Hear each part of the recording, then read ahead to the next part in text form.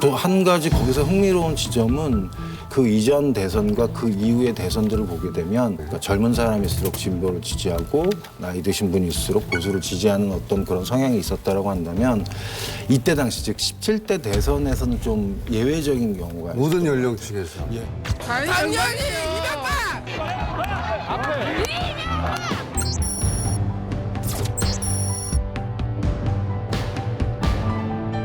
이 모든 연령대를 관통하는 어떤 욕망을 건드린 거 아닙니까? 그렇죠. 그 시절은 끊임없이 돈 얘기를 하던 시절이었습니다, 실제로. 예. 그래서 그런 책들이나 광고들이 유행했고.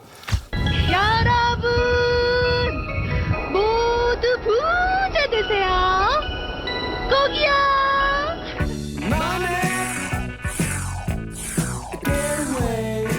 그 당시에 제가 대통령 이미지를 분석한 상황이었는데요.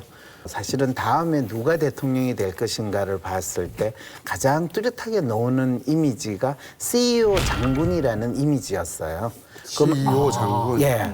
그럴 때 왜 CEO 장군이라는 CEO는 이미지가 알겠는데 장군은 왜 거기 붙는 겁니까? 근데 CEO처럼 뭐 경제적인 능력이나 경험도 있고 그 다음에 적을 무찌르는 그런 강한 힘을 가진 사람이어야 한다. CEO 장군의 이미지에 가장 잘 부합할 수 있었던 사람이 사실은 이명박 대통령이었어요. 상당히 흥미로운 건 그런 것 같아요. 근데 IMF 이후부터 이른바 박정희 신드롬이라고 하는 게 사실은 한국에서 나타나는데 그 부분이 바로 지금 말씀하신 그것과 연결이 된다. 정확히 그렇습니다. 그러니까 CEO는 이를테면 산업화 시대의 정주영, 왕회장. 그렇죠. 그다음에 장군은 박정희라고 하는 스타일이었고 CEO냐 장군이냐 선택 중에 처음에는 CEO가 됐던 거고 그다음에 역사적으로 보면 그 이후에는 장군 쪽 박정희 계열이 된 것이 아니냐 이렇게 얘기했어요. 이명박 대통령을 뽑았다기보다는 저 사람이 나를 부자로 만들어줄 것 같아서 나한테 투표한 거죠. 자기의 욕망에. 맞아요. 예. 우리 국민도 어쩌면 그 당시엔 대통령을 뽑았던 게 아니라 대한민국이라는 커다란 기업을 운영할 수 있는 사장을 갖다 뽑았던 거예요. 우리 안에 속물성하고 이명박하고 딱 맞나요?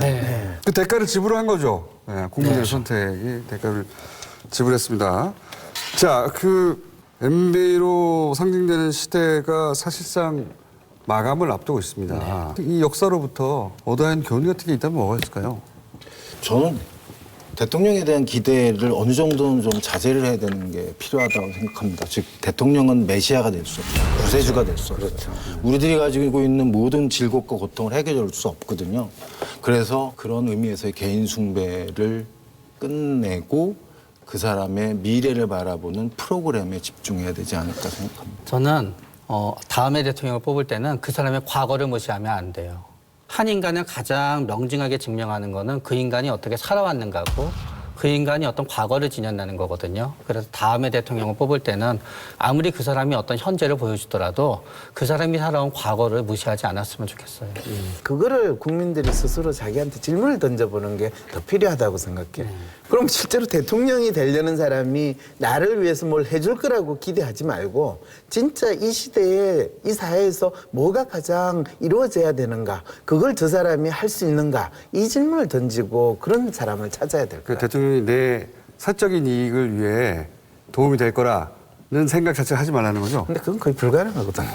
그러니까 저도 그 이야기를 계속 강조를 하시면 이게 말이 안 되는 상황이기 사실은 때문에 그거를 이렇게 짧은 거로 얘기할 수 그러니까요. 있다면 사실 네. 힘들죠.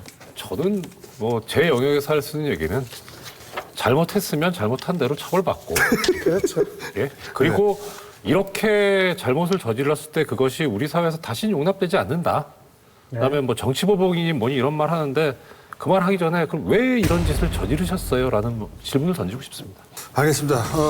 저는 MB를 보내면서 우리 안에 작은 MB들도 같이 보내자. 오늘 여기까지 하겠습니다. 감사합니다. 고맙습니다. 네.